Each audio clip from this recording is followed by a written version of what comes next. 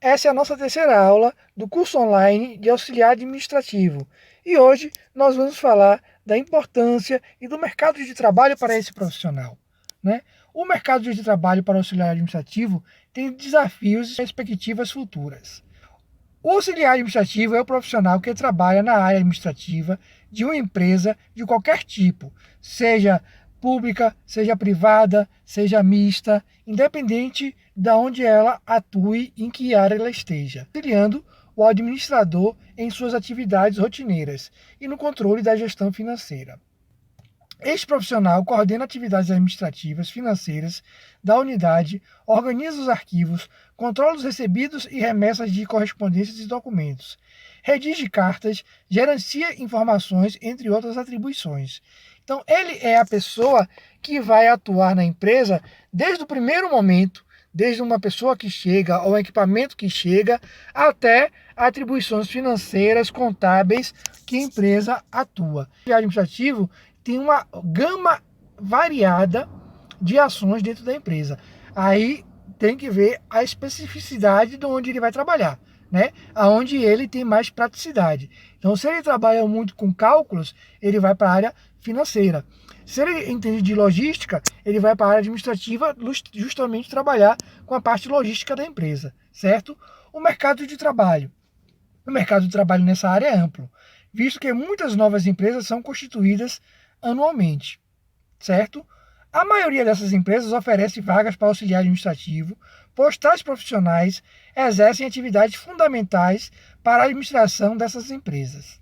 Assim, um auxiliar administrativo pode trabalhar em qualquer área, seja uma área privada ou pública, seja fábricas, escolas, bancos, hotéis, clínicas, hospitais, são potenciais postos de trabalho para serem conquistados por esses profissionais.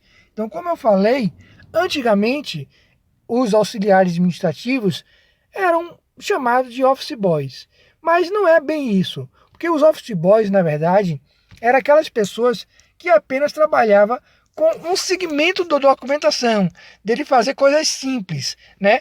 Coisas que o profissional, o gabaritado da empresa, não faria, como tirar xerox, entrega ou não de documentos, mas se limitava a isso, ok? Mas com a ampliação da própria empresa, dos conceitos que a empresa tem hoje, os profissionais, os administradores viram que só atuar como office boy o profissional perdia muito.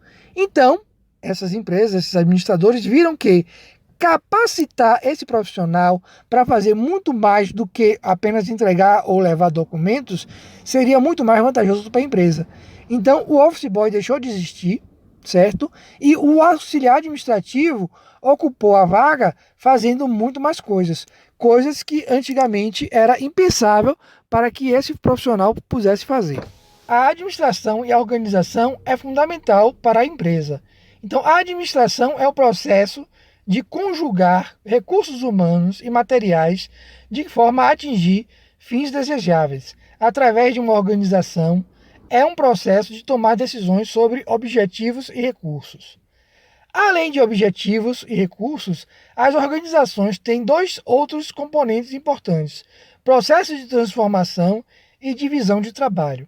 Então, o auxiliar administrativo, ele tem que estar focado, né, não só na parte de recursos humanos, onde ele vai atuar, mas muitas vezes ele também tem que atuar na área administrativa, como a gente falou. Então, hoje, o mercado de trabalho para o profissional de auxiliar administrativo, ele vai de uma gama pequena, como eu posso dizer, de uma empresa pequena, né, onde só tem o dono, a secretária e ele, digamos assim, até empresas de grande, imenso porte que hoje contratam trainees. O que é o trainee? Trainee pode-se dizer que é um nome em inglês para o auxiliar administrativo. O trainee seria o estagiário, o começo do estagiário. Qual é a diferença de estagiário para auxiliar administrativo? Porque geralmente o estagiário não tem vínculos trabalhistas com a empresa. Ele tem um vínculo de estágio, assim como o trainee. O auxiliar administrativo já começa como um profissional gabaritado da empresa com os vínculos empregatícios já formulados. A divisão de trabalho é um processo que permite superar as limitações individuais por meio da especialização. Quando se junta as tarefas especializadas, realizam-se produtos e serviços que ninguém conseguiria fazer sozinho. Então, uma ação integrada é, muitas vezes, o que o auxiliar administrativo tende a fazer. Então, a ação que ele faz, geralmente não é ele sozinho. Ele atua como administrador, ele atua com o pessoal dos recursos humanos, ele atua até com outros auxiliares administrativos para poder complementar a tarefa. E o que a gente vê hoje nas empresas é que esse auxiliar administrativo, ele não vai atuar, como eu disse, sozinho. Ele vai estar implementando uma equipe para que o trabalho seja feito. Então, hoje em dia, dificilmente você vê uma empresa ter ou fazer uma atividade com uma pessoa apenas. Então, geralmente, é uma equipe de trabalho que vai focar naquela ação.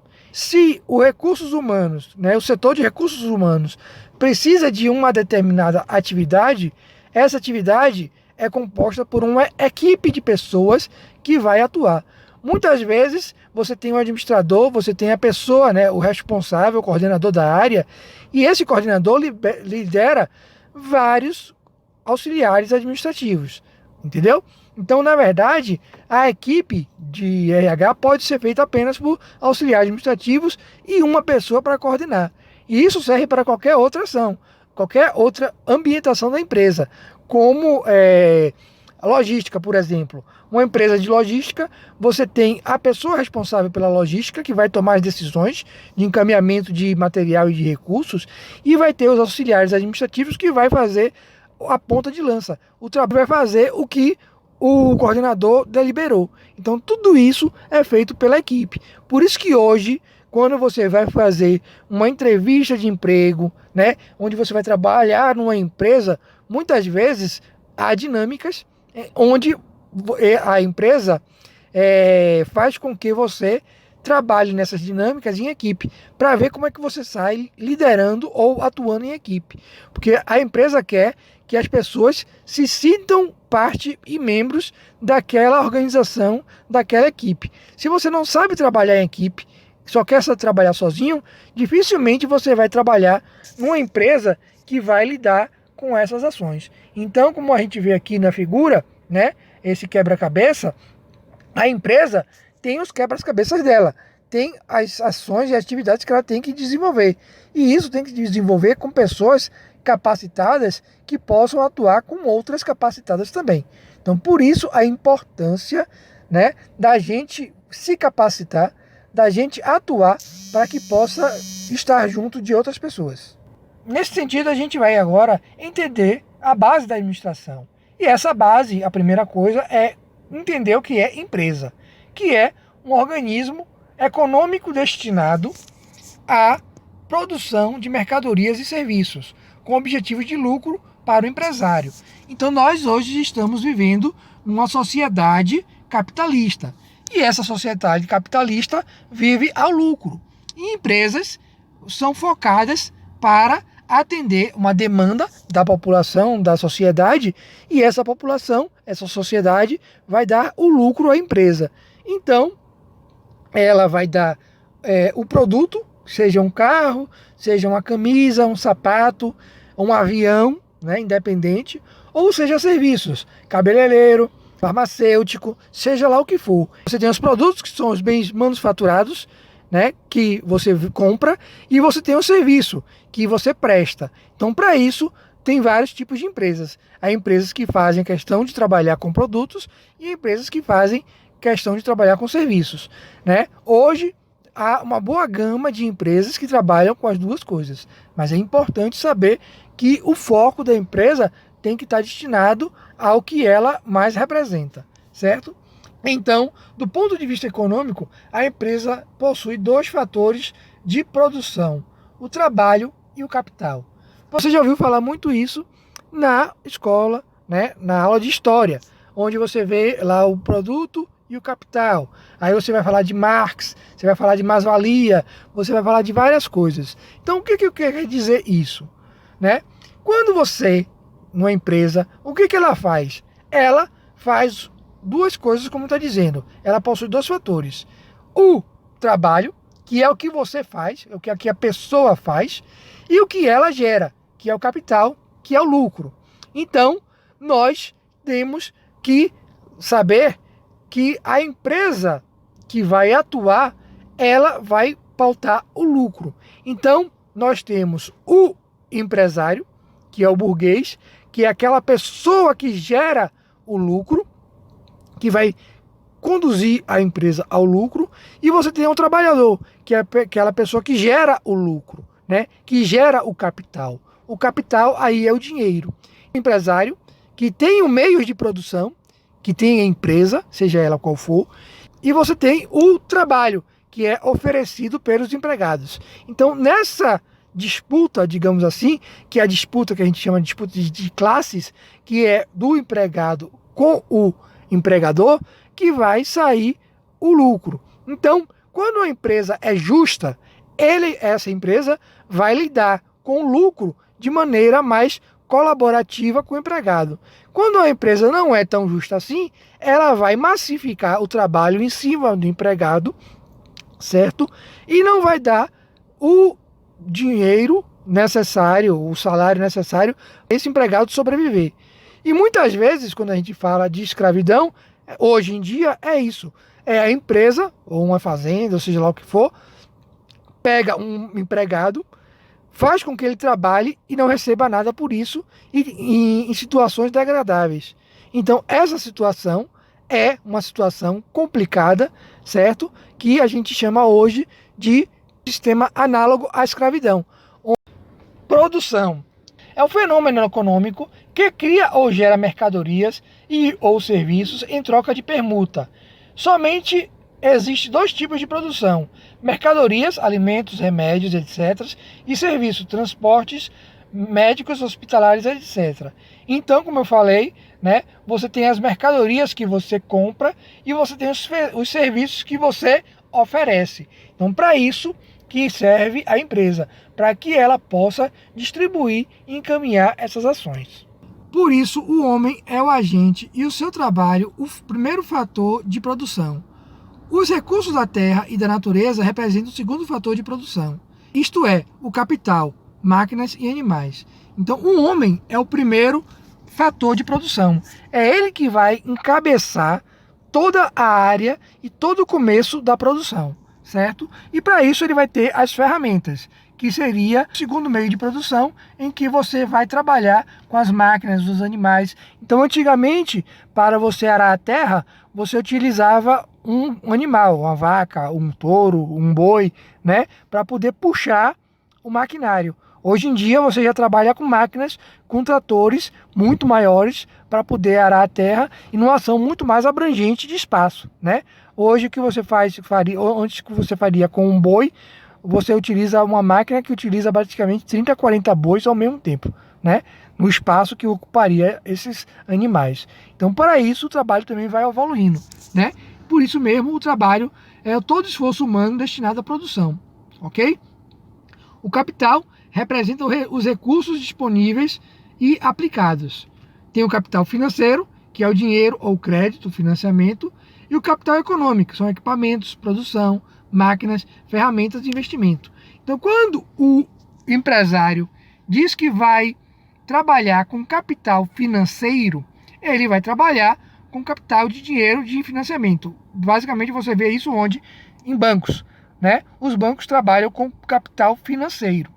E o capital econômico são as outras empresas que trabalham com os serviços de produção, né? Ou o serviço de maquinário e equipamentos. Então, tudo isso tem que estar pautado na ação da produção e na atividade econômica que você vai exercer.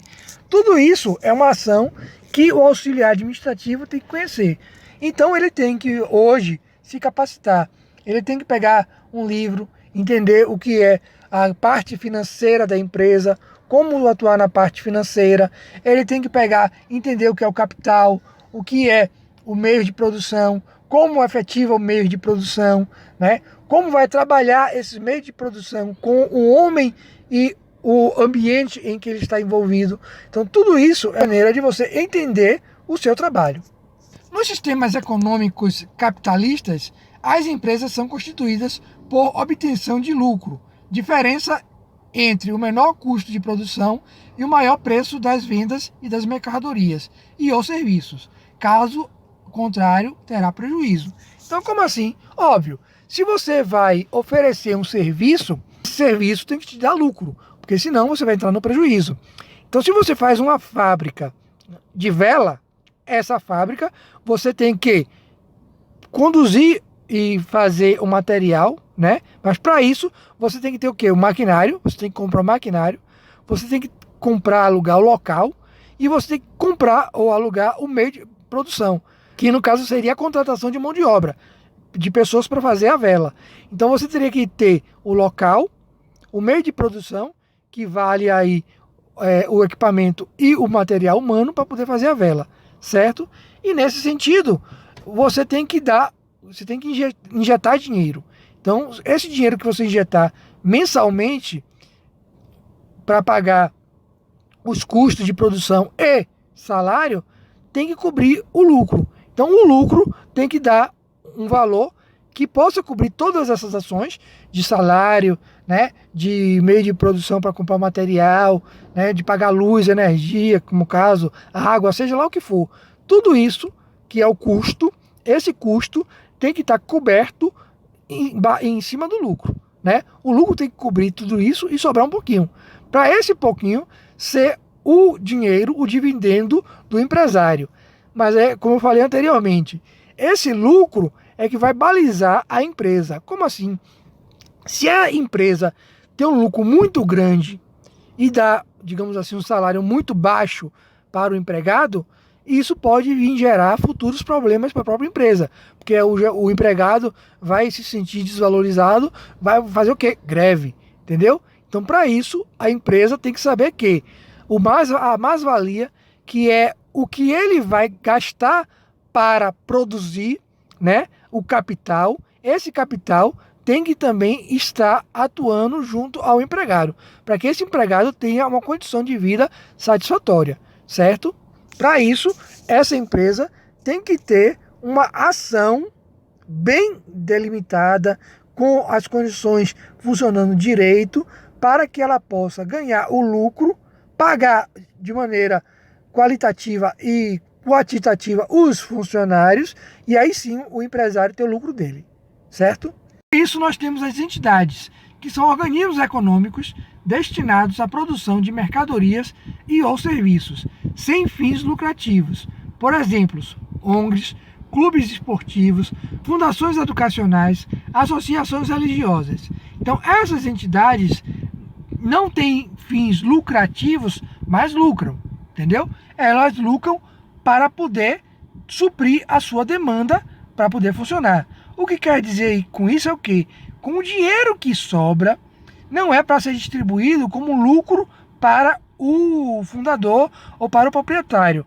Esse lucro é para injetar na própria entidade, na própria ONG, na própria fundação, para que ela possa se desenvolver ainda mais, entendeu? Então não é que ela não gere lucro, ela gera lucro, mas o lucro é investido nela mesmo, e não para suprir a demanda do empresário ou do dono da empresa, no caso aí, entendeu? Os resultados alcançados das entidades são chamados de superávites, excesso de receita sobre as despesas. É como a gente falou, é o lucro. Então, quando você tem muito lucro em cima da despesa, você chama superávit. Então, quando se diz assim, o Brasil teve um superávit econômico fiscal, quer dizer o quê? Que as exportações brasileiras foram muito maiores do que as importações. Então, ele vendeu muito mais produto para fora, né, do que comprou o produto para dentro do Brasil. Isso se chama superávit. Por isso, esse superávit é incorporado ao patrimônio sem distribuição entre diretores ou membros. Então, esse recurso que vai entrar é injetado direto na empresa também, ok? O déficit é o excesso de despesas sobre a receita. Então, quando você tem, exemplo, agora neste momento, nós estamos numa pandemia. E o que pode acontecer é que a empresa tenha que colocar mais recursos durante esse período e lucrar menos. Então, se ela botar muito mais dinheiro do que lucrar, ela vai estar em déficit. E aí ela pode ter prejuízo, e nesse prejuízo, se acumulando, ela pode falir, certo? Então, o seu total permanece em suspenso até ser amortizado o superávit futuro. Então, se ela não conseguir suprir esses problemas, né, esse déficit de recursos durante os meses subsequentes, ela vai falir. Mas para isso ela tem que reverter essa situação para começar a ter superávit, e aí essa despesa começar a injetar na própria empresa, para gerar recursos na empresa, para gerar muito mais serviço para a empresa, para pagar o funcionário, e aí sim esse funcionário e empresa sair, digamos assim, como chama, do buraco, né? E essa empresa vai ter condições de atuar de novo no mercado tendo lucro. Porque a empresa, a função básica dela é o lucro, entendeu? Então, se ela não tiver lucro, provavelmente ela vai estar com problema. E um dos principais livros que a gente deve entender é O Capital, de Karl Marx. Agora, veja bem, estou mandando você ler o livro de Karl Marx? Não. Por quê? Porque é um livro muito grande. É importante você ler? É. Seria bom você ler? Seria. Mas lembrando que é um livro imenso. São 3 ou 4 volumes, dependendo da edição, que são livros imensos que você vai ter que se inteirar, certo? E é um livro meio maçante, é um livro complicado de se entender. Você tem que ter uma base boa, né, de administração, de entender de recursos, de financiamento, de cálculos financeiros para poder entender, porque ele fala justamente dessa questão do empregado, do empregador, do capital e do lucro, ok? Então, o Capital é uma obra que faz uma análise das relações econômicas, especialmente o capitalismo, abrangendo os conceitos como mais-valia, capital constante, capital variável, salário, acumulação privada, certo? O Capital analisa todos os aspectos do modo de produção capitalista, criticando a economia política. Então, para Karl Marx, né, o capital é um problema, porque ele gera apenas o lucro e só funciona para o lucro.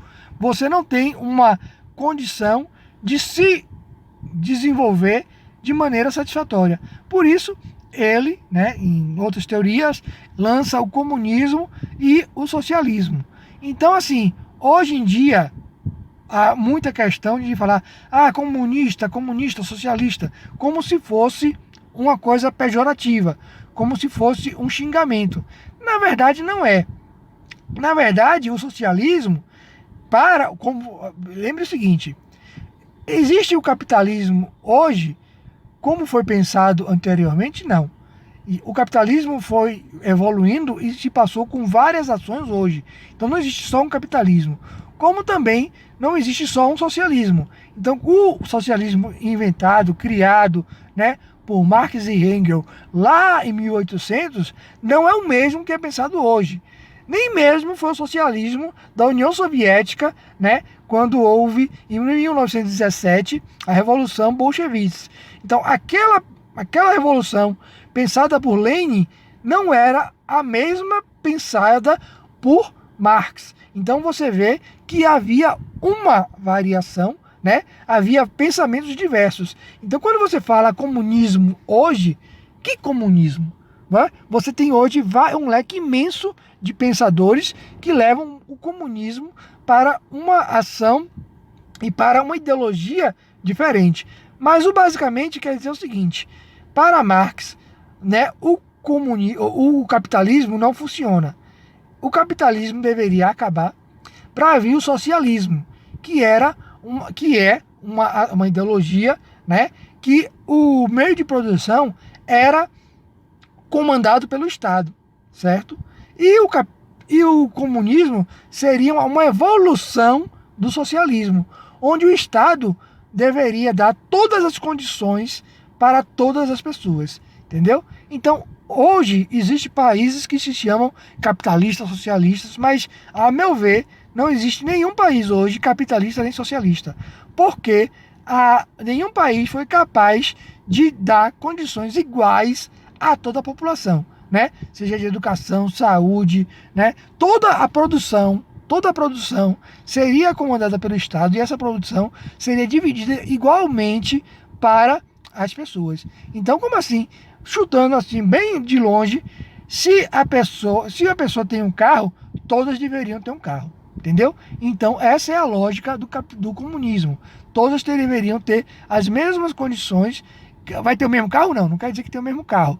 Mas as condições é que se você tivesse um carro bom, todo mundo teria que ter um carro bom, entendeu?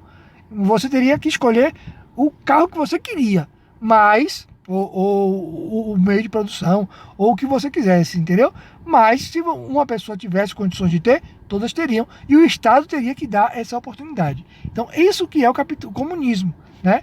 Bem chutando, bem de leve para você entender, certo? Então, por isso que Karl Marx, hoje, ele é bem estudado, né? Pessoa que está bastante em voga nas faculdades, né? Não existe faculdade, não existe ninguém que fale sobre capital, sobre financiamento sem lidar com Marx. Então é isso. Hoje nós vimos a questão da empresa, do mercado de trabalho para o profissional de administração, certo? Da questão do lucro, do trabalho, da questão do capitalismo e vamos continuar nas nossas próximas aulas. Até lá!